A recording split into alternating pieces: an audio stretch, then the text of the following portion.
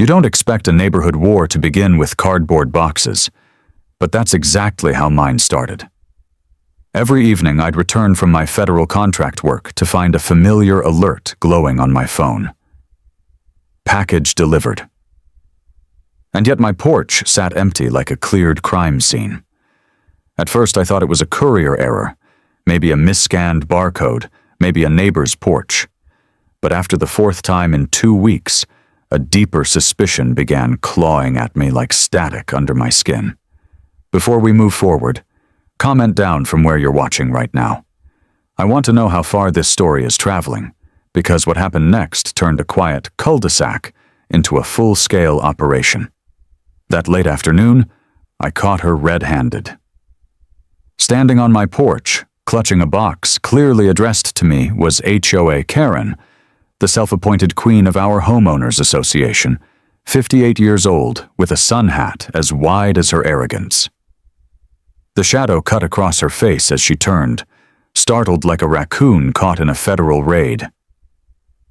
"Oh, this must have been delivered to the wrong place," she said, voice dripping with that artificial sweetness only people with something to hide ever use. I stared at my name on the label, bold and undeniable. "Funny," I replied evenly. "It's got my address on it." Karen didn't flinch. She just clutched the package tighter, smiled, and said, "Well, we can't have clutter on porches. HOA rules." That was the moment I realized this wasn't about lost mail. This was about power. Karen had turned the HOA into her personal kingdom, where she enforced rules that didn't exist, collected fines she made up, and apparently treated other people's deliveries like her own shopping spree. The neighborhood whispered about her, sure, but no one dared confront her. Why? Because Karen had claws. She could bury you in violation notices, harass you over the height of your grass, or drag you into endless HOA meetings designed to wear you down. Most people surrendered, but I wasn't most people. I'd spent a decade auditing contracts for federal agencies. My backbone was regulation, and my day job was dismantling scams. That night, staring at the stack of missing delivery reports on my kitchen table, I made a decision. If Karen wanted to play games, I'd play too, but not the way she expected. Cameras would be too obvious. She'd claim privacy violations. Police were too slow. She'd just deny it. No. What I needed was a plan so unexpected, so cunning that Karen wouldn't see it coming. And as fate would have it, inspiration came crawling right out of the shadows. Literally. When I flicked on the light in my garage that night, a dozen roaches scattered across the floor. At first I recoiled, the federal investigator reduced to jumping at bugs. But then I froze. My lips curled into the kind of smile you only make when a dangerous, brilliant idea strikes. Karen wanted my packages. Fine, I'd give her a putty eye. Surprise inside one she'd never forget. You should know who you're listening to. My name is Lauren Price. I'm 34, I manage compliance reviews for federal contracts, and my days are spent parsing dense clauses that other people skim and then regret. I don't flex my job like jewelry. I mention it because it built the spine I used the night Karen decided to play queen. I grew up in a house where correctness mattered more than comfort. Receipts filed, warranties saved, every small decision cataloged like evidence in a case. That childhood taught me two things: how to keep meticulous records and how to recognize when someone is weaponizing trust. People called me responsible the way a jury calls a witness reliable. Respectful, but with a polite distance.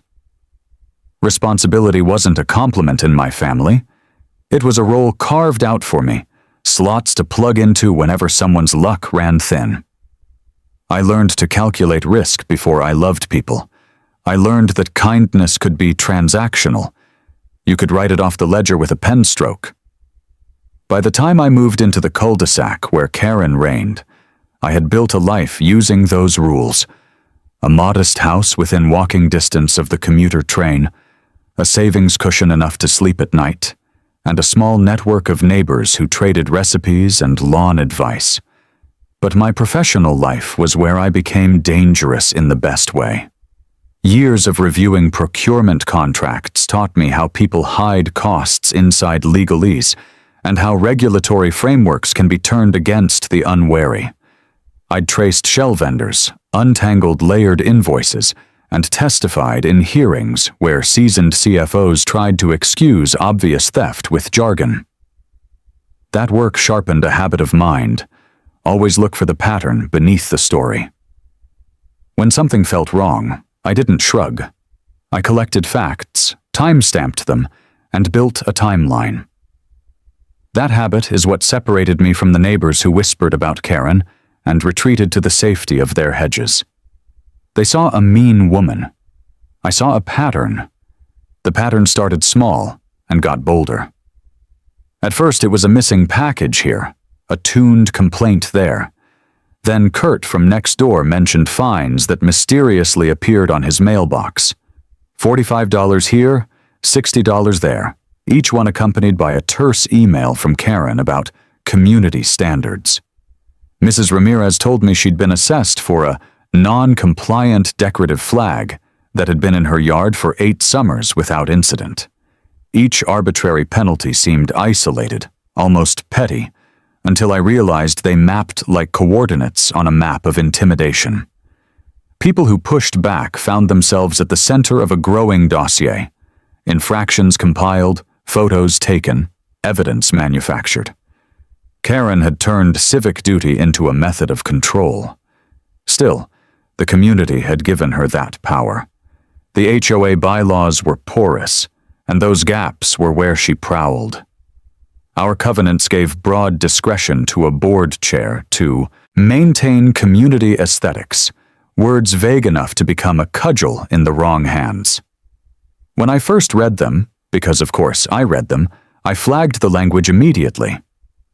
Maintain community aesthetics, without definitions, is an invitation. It's a clause that asks to be abused. I started pulling meeting minutes, reviewing proposed amendments, and cataloging every email she'd sent under the pretense of enforcement. My background made me suspicious in a helpful way. Where others saw squabbles, I saw governance failure. There was another reason I moved from sidelines to action. Grandpa Harris lives 3 houses down. 82, retired construction foreman, the kind of man for whom a handshake still mattered.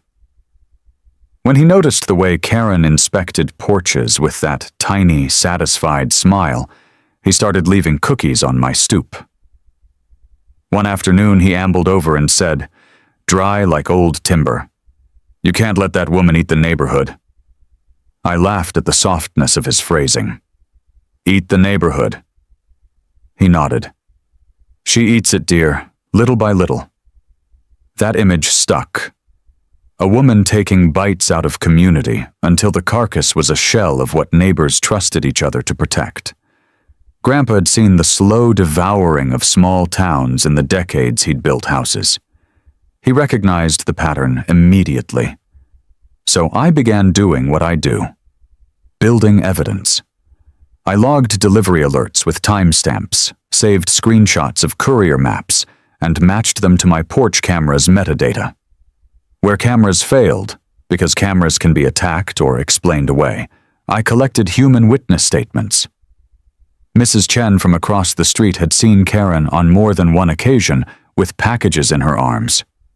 Mr. Lewis, who mowed at dawn, had once watched her walk off with a parcel while pretending to read a label. I pieced together accounts like puzzle pieces. The story emerging was no longer rumor. It was a collection of correlated events with witnesses and timestamps. This was the language Karen didn't expect. Audit trails and corroborated testimony. It's the thing bullies fear, the sound of accountability approaching. But building facts is different from delivering them.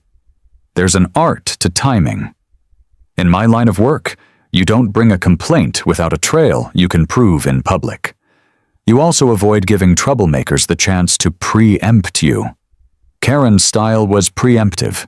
She ruled by anticipation. by making people think they were being reasonable when they capitulated. She'd created a mythology around herself. "Look how much she cares," she'd say. "Look how many hours she's spent protecting property values." That rhetoric cloaked her actions in doing good language and made neighbors complicit. If I wanted to disarm her, I needed to pierce that cloak publicly and methodically. I started by mapping her network. Who supported her at meetings? Whose lawns were suddenly immaculate after fines were issued? Who hesitated when a complaint was read aloud? The social graph revealed the people who benefited from her reign and those who resented but feared her. I reached out to a handful of neighbors who had quietly complained in the past, not the loud ones who like drama, but the steady, meticulous types, an attorney who worked late, a schoolteacher who liked lists, an IT guy who loved logs. They had files. They had stories. With each conversation, my timeline grew. Each neighbor added a vector, a date when a package went missing, a receipt of a questionable fine, a photo of Karen near a door. The small things knit into a pattern that stopped looking like eccentricity and started looking like orchestrated theft and coercion. There are psychological layers to this kind of control that people underestimate. Bullies like Karen thrive on ambiguity. Ambiguity creates doubt. Doubt isolates. People stop trusting their perceptions and start trusting the narrative the bully offers. That's how she kept people silent, by making them believe that resistance would cost them more than compliance. My role, which my training had prepared me for, was to take ambiguity and convert it into clarity. Data dissolves doubt. Timelines cut through narrative. Once neighbors saw the record instead of the rumor, their fear shifted into outrage. Still, I wanted more than neighbors' anger. I wanted institutional pressure the HOA couldn't weaponize away with a newsletter. That meant federal-level thinking. When local governance fails, regulatory bodies exist for a reason. Procurement and property law might feel dry, but in the right hands, they break illegal power. My plan wouldn't be petty revenge, it would be structural correction. That's what made my approach different. Revenge is a snap. Reform is inexorable. And in the months before Karen's crown cracked, I quietly arranged both. Neighbor testimonies and the legal scaffolding that would make her tactics stick where it mattered. But what they didn't know, what Karen absolutely never anticipated, was that my childhood habit of collecting receipts and my federal training would turn a handful of missing packages into a dismantling of a small-town tyranny. She thought she was policing the cul-de-sac. She was actually counting the days until the ledger closed on her. Karen wasn't just a nosy neighbor with sticky fingers. She was a system wearing a sun hat. At 58, HOA Karen had held the board chair for nearly a decade. Her resume was a patchwork of volunteer committees and self-appointed titles. She had no formal training, but she had perfected the art of intimidation disguised as community stewardship. By the time I moved in, she had already rewritten the covenants twice, each revision giving the chair broader emergency powers to levy fees, impose sanctions, and conduct porch inspections without notice. Those clauses were buried under bland legalese that most homeowners skimmed and signed at closing. I didn't skim. Karen's power wasn't just procedural, it was psychological. She showed up at dawn noticing paint chips on garage doors. She called emergency meetings over holiday wreaths that were out of season. She turned small neighborly gestures into obligations and then into fines. Her email signature included the HOA logo she'd designed herself, flanked by phrases like protecting property values and preserving standards. She wielded that signature like a badge. When I started comparing notes with neighbors, a darker pattern emerged. Kurt's wife had lost her garden boxes after Karen cited soil contamination. Mrs. Ramirez's nephew had been ticketed for parking on the street overnight while attending a funeral. Each fine coincided with some minor dispute. A question raised at a meeting, a hesitation to approve a fee increase. It was a textbook use of authority to chill dissent. The same tactic I'd seen in procurement scandals. Create rules, apply them selectively, crush critics quietly. Karen had her loyalists too. A retired accountant who owed her favors sat as treasurer. A local realtor who benefited from preferred vendor listings ran communications. Together they formed a small court around her, nodding in meetings, amplifying her rhetoric about protecting property values. This court kept the myths alive. Karen was tireless, Karen was fair, Karen saved the neighborhood from blight. Anyone who disagreed found themselves on the receiving end of anonymous community concern letters or surprise inspections. I watched one of those meetings from the back row before my packages started disappearing. Karen presided like a judge in a small claims court. She called neighbors up one by one, recited violations in a clipped tone, and offered amicable settlements, reduced fines if they admitted fault and promised compliance. People caved. They signed papers they didn't read. They left embarrassed, grateful even for her leniency. It was the HOA version of a plea bargain. But what they didn't know was that every plea strengthened her. Each signed admission became precedent. She waived those documents in future meetings as proof that her rules were long-standing and accepted by the community. It was a feedback loop of control. Invent, enforce, harvest consent, repeat. She'd been running that loop for years. As my evidence pile grew, I mapped her tactics like a counterintelligence case file.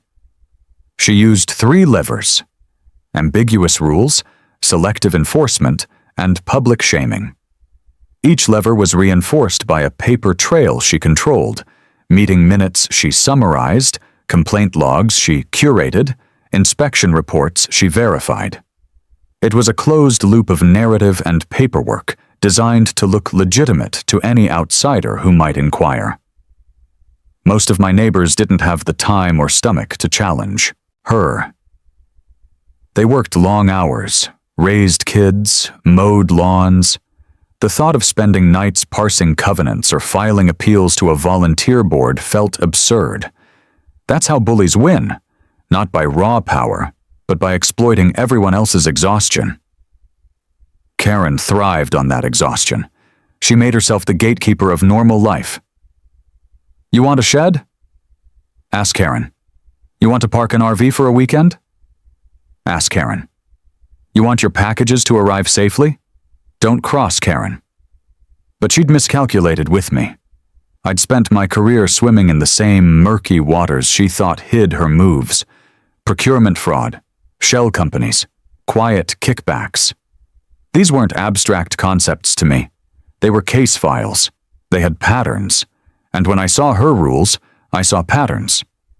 I also knew something else she didn't. HOAs operate under state statutes, and in our state, certain powers can't be delegated to volunteer boards without oversight. Karen's emergency powers looked, to my trained eye, like unauthorized encroachment on due process. That was leverage she didn't even know existed. Grandpa Harris had warned me. She eats the neighborhood. He was right. But he also gave me the missing piece. The community's memory. He remembered the pre-Karen days when the board actually held elections, when inspections meant volunteer cleanups, not clipboard raids. His recollection helped me date the first bylaw change, the moment Karen's crown solidified. That date mattered because state law has a statute of limitations on procedural amendments. If an amendment exceeds granted authority, any homeowner can challenge it within a window. Karen's window was still open. I didn't tell anyone that part yet.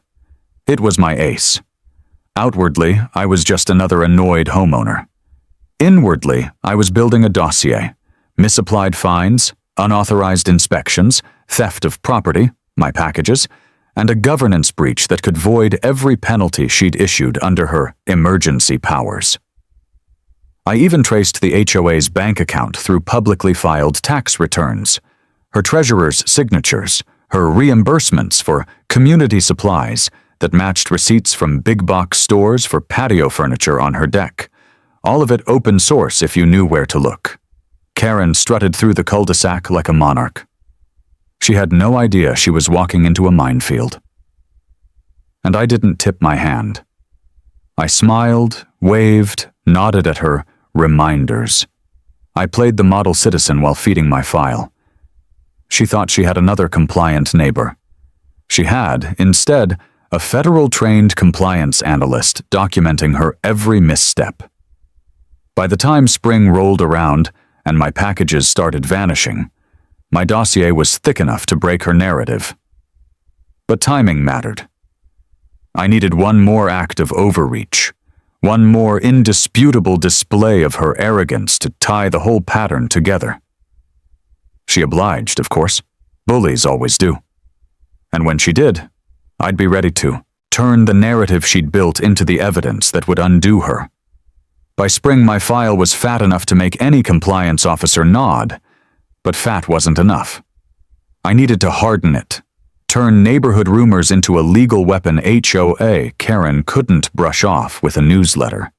That meant statutes, agencies, and the kind of paper trail that speaks louder than 1,000 angry neighbors.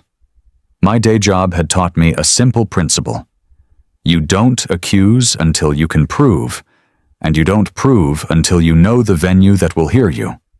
For Karen, that venue wasn't going to be the HOA board she controlled. It was going to be the state regulator that oversaw common interest communities. I started with the bylaws themselves. In our state, Title 33 of the Property Code governs homeowners associations. It limits inspection powers, sets deadlines for fines, and prohibits boards from adopting rules beyond their statutory authority without recorded amendments. Karen's emergency powers clause, the one she used to justify porch raids, had never been filed with the county recorder.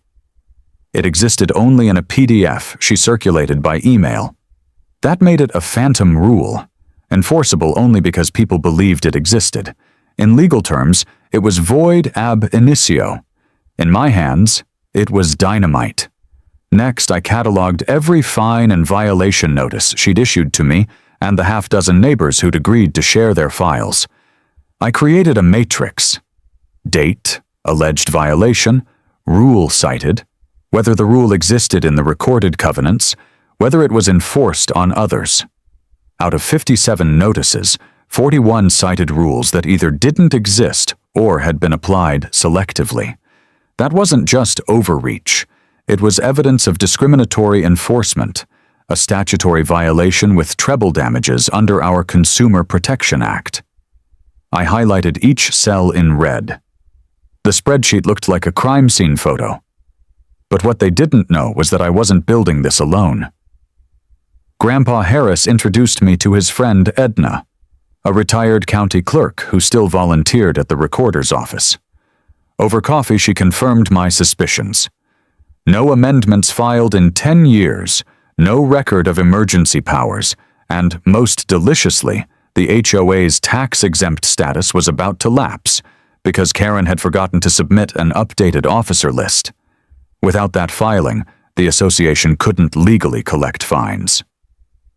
I kept that nugget quiet. Timing is everything. Meanwhile, I used open records requests to pull emails between Karen's treasurer and the bank. Under state law, HOAs must make financial records available to any member within 10 days of a written request. Karen had ignored my earlier polite emails, but a certified letter citing Section 33.1125 left her no wiggle room. 10 days later, a packet arrived. Check images, bank statements, and reimbursements. I spent a weekend cross-referencing them against receipts from Karen's personal social media posts. Posts where she bragged about her new deck furniture and community improvement projects. The amounts matched. The dates matched. She'd been buying personal items with HOA funds and classifying them as beautification. I also filed a small request with the postal inspector. Package theft in an HOA is still package theft under federal law. I wasn't naive enough to think they'd swoop in with cuffs, but a case number from the U.S. Postal Inspection Service has a certain weight when stapled to a complaint about an HOA board chair who's been caught on camera holding mail not addressed to her. That case number went straight into my file. Every night after work, I turned my dining table into a war room. Statutes on the left, violation notices on the right, a legal pad of strategies in the center. My phone buzzed with neighbor texts. Got another fine today? She took my Amazon box. Do you think she can really tow my car? I told them all the same thing. Document, don't confront. Karen thrived on shouting matches she could reframe as harassment. She had no idea her own paper trail was becoming the rope that would hang her authority. The deeper I dug, the more fragile her empire looked. Her emergency powers were void, her fines were unlawful, her treasurer was complicit, her tax-exempt status was about to expire. And the cherry on top, our state's Department of Community Affairs had just launched a pilot program for auditing abusive HOAs.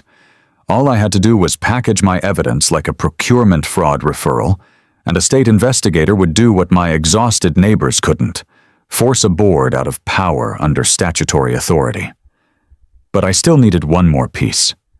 A public moment to reveal her theft in a way that neighbors would see with their own eyes. The Roach incident had given me embarrassment. The hearing would give me proof. If I timed my complaint to coincide with her next move, I could trigger both the state audit and a neighborhood revolt on the same day. She would think she was summoning me to an emergency hearing. In reality, she'd be summoning her own collapse.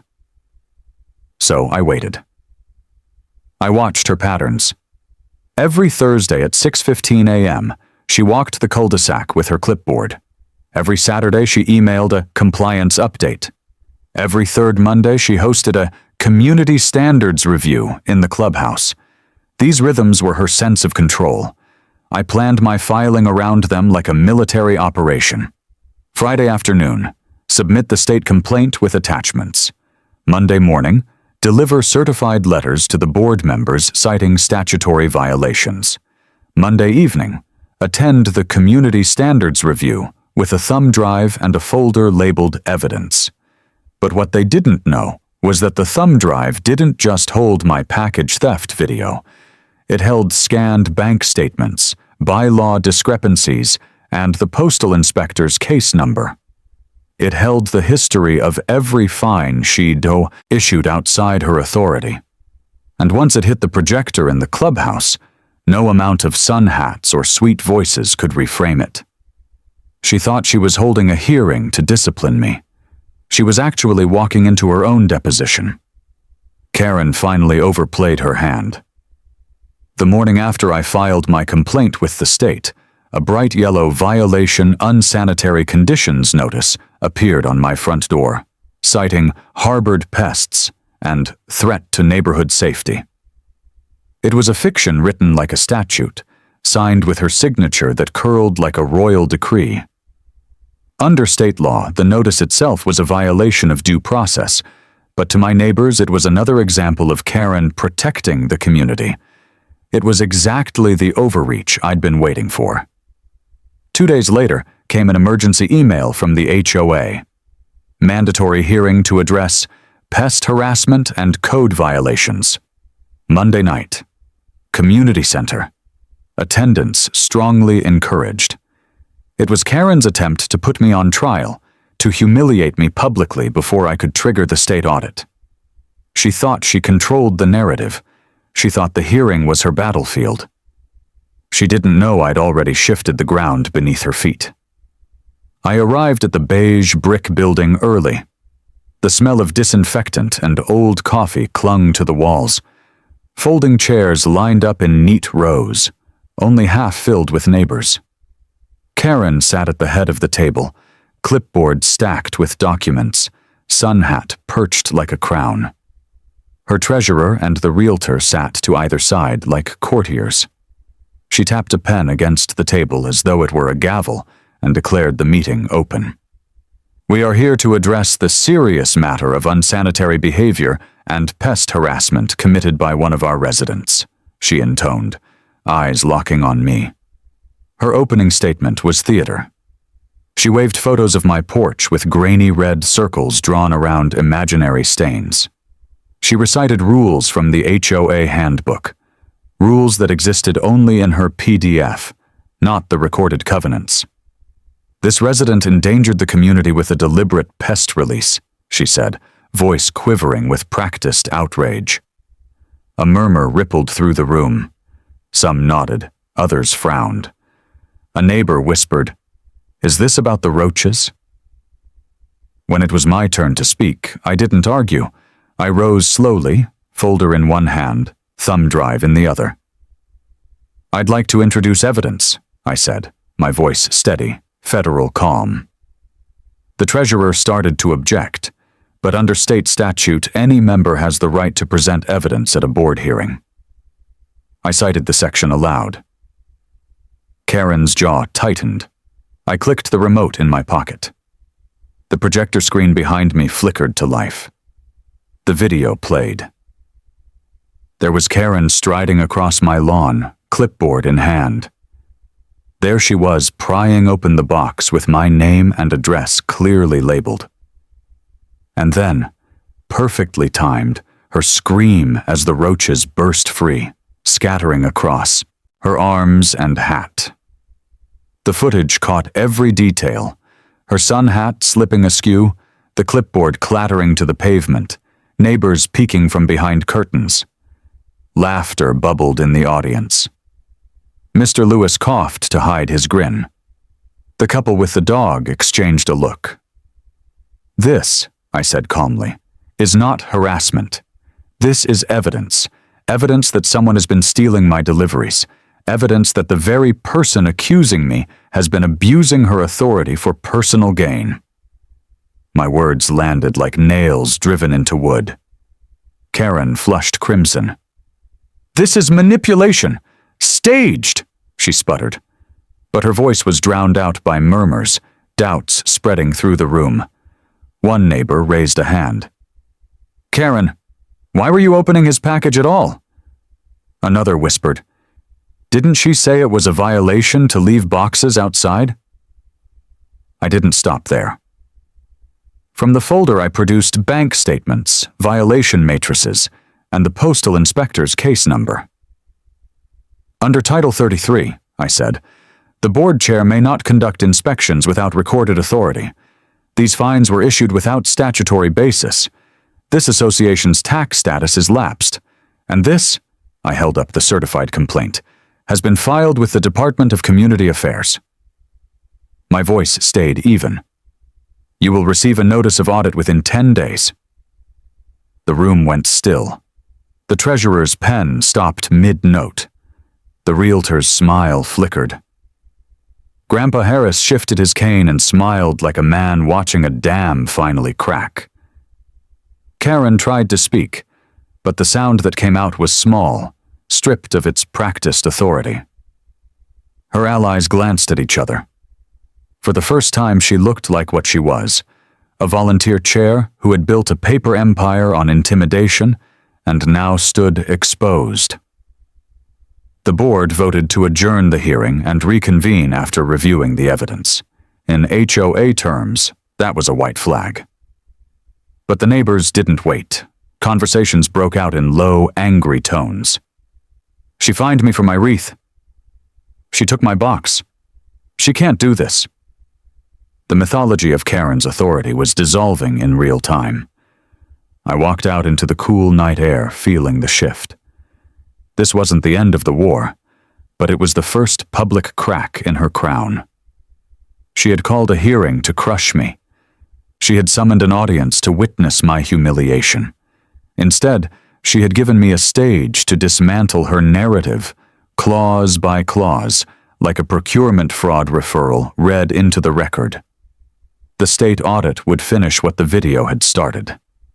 And Karen, who had thrived on control, was about to learn what happens when control slips through your fingers in full view of the people you ruled. 3 days after the hearing, the audit notice landed like a missile. Certified mail, Department of Community Affairs seal stamped across the envelope. Inside, a formal directive ordering the HOA to produce 5 years of budgets, fine ledgers, and meeting minutes. Under state law, non-compliance meant immediate suspension of the association's authority to levy fines. Karen had weaponized rules against me. Now the state was about to weaponize the real statutes against her. I didn't stop with the audit.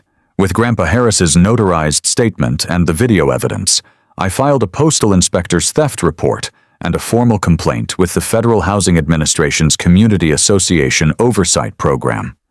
The packet included Karen's fabricated fines, her unsigned rules, and testimony from 3 neighbors she'd harassed over porch decorations and lawn heights.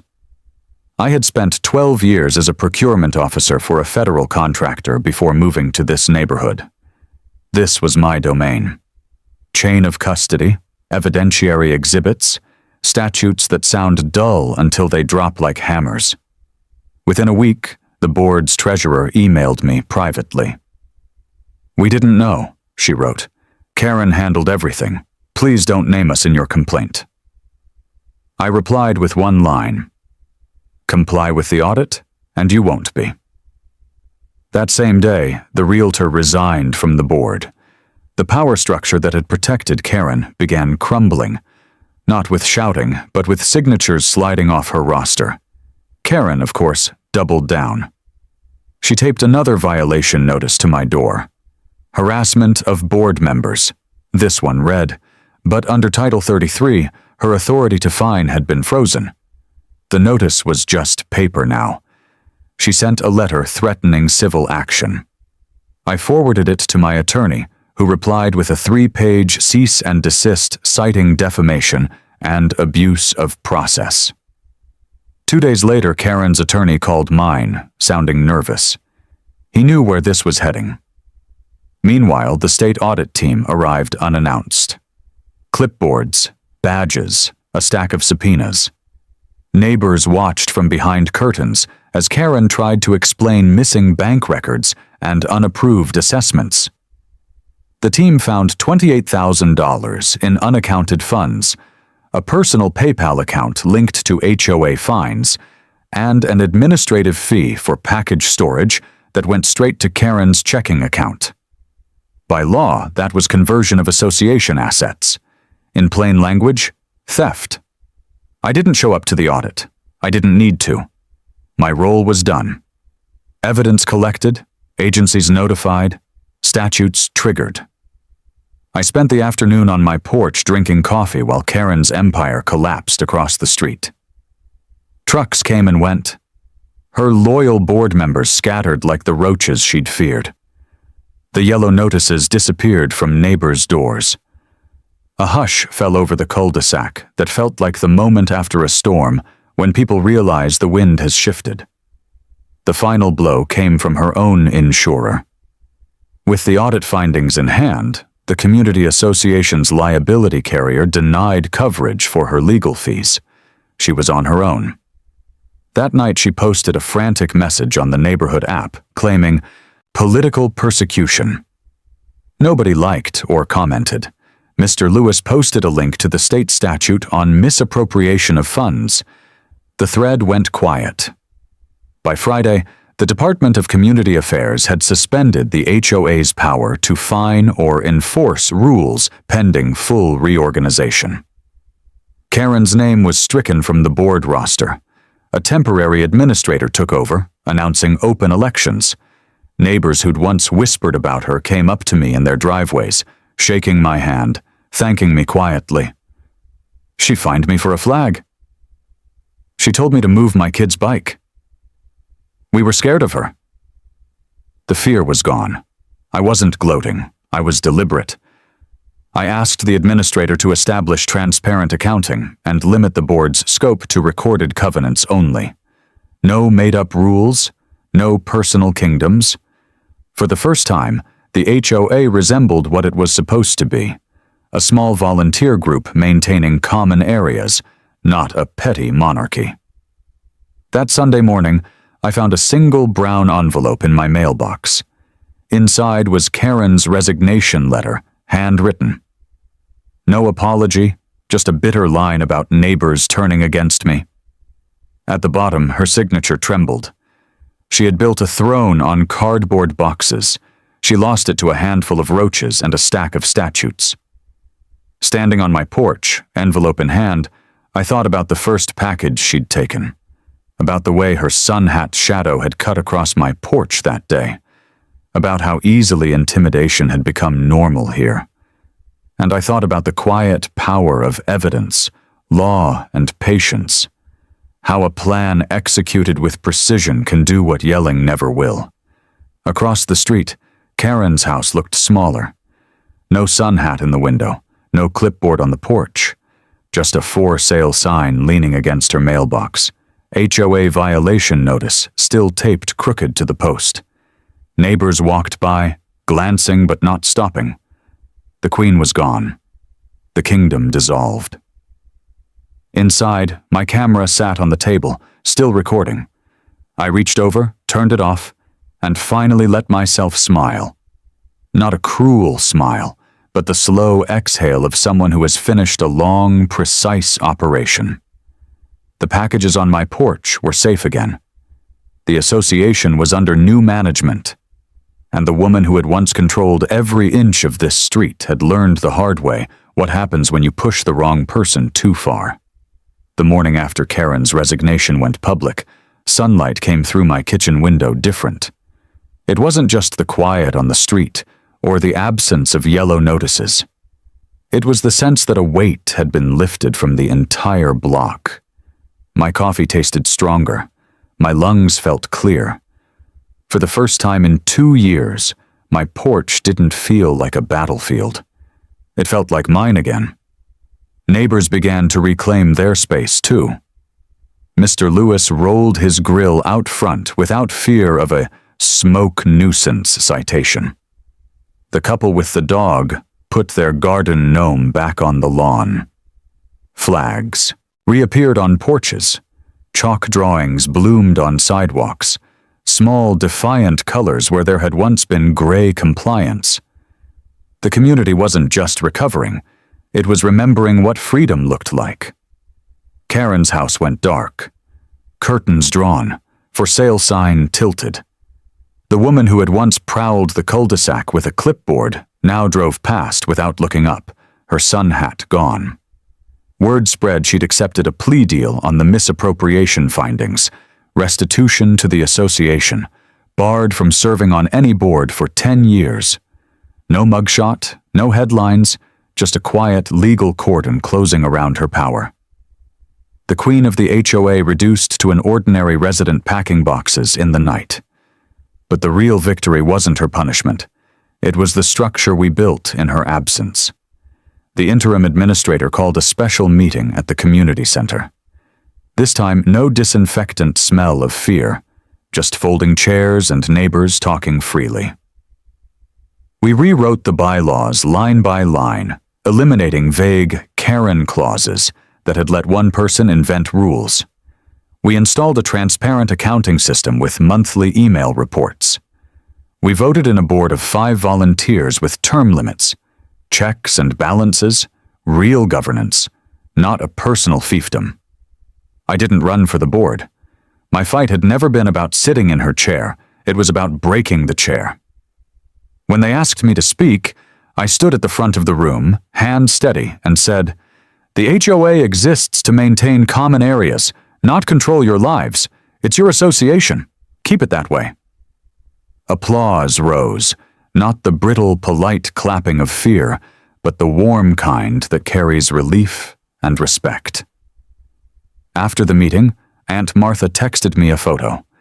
Neighbors smiling under new string lights at the park. Kids playing without someone measuring their grass. "You did this," she wrote. I replied, "We did." Because revenge, when done right, doesn't just topple a villain. It restores balance. It leaves something better than what you found. Grandpa Harris called that night. "Proud of you," he said simply. He didn't mention the roaches, the cameras, the filings. He understood it wasn't about theatrics. It was about strategy, about using knowledge of systems to dismantle abuse. "They won't try you again," he added. I believed him. As weeks passed, my porch stayed clear. Packages arrived and remained untouched. Neighbors waved as they walked by. The HOA newsletters turned from threats to reminders about trash pickup and summer picnics. The war that began with cardboard boxes had ended with a community unchained from one person's pettiness. That was the real satisfaction. Not watching Karen fall, but watching everyone else stand up. One Sunday afternoon, a delivery truck stopped. The driver handed me a small box, my name in neat black letters. Inside was a mug from a local shop, printed with bold block text. "Not today, HOA Karen." No note, just that. I laughed, a deep, unguarded laugh that rolled through the quiet house. It wasn't cruelty. It was closure. Looking out across the cul-de-sac, I thought of the first time I'd seen Karen's shadow cross my porch. The helplessness, the anger, the careful planning that followed. And now this, sunlight, free porches, neighbors breathing again. Revenge hadn't just leveled her, it had rebuilt us. If you're trapped under someone's petty power, remember, silence isn't compliance, it's reconnaissance. Collect your evidence, learn the rules, then strike with precision.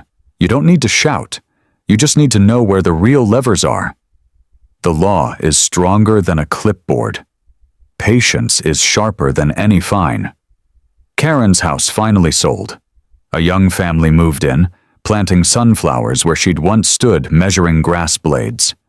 I walked over, introduced myself, and welcomed them. No warnings, no rules, just a handshake and a smile. The neighborhood had turned a page. This is how it ends, not with roaches, but with resilience, with a community reclaiming itself, with a narrator who walked away not bitter but wiser, porch safe, line drawn, legacy secured. If this story made you smile, shiver, or cheer, share it with someone who needs to hear that standing up works. And before you go, tell me in the comments, what would you have done if HOA Karen kept stealing your packages?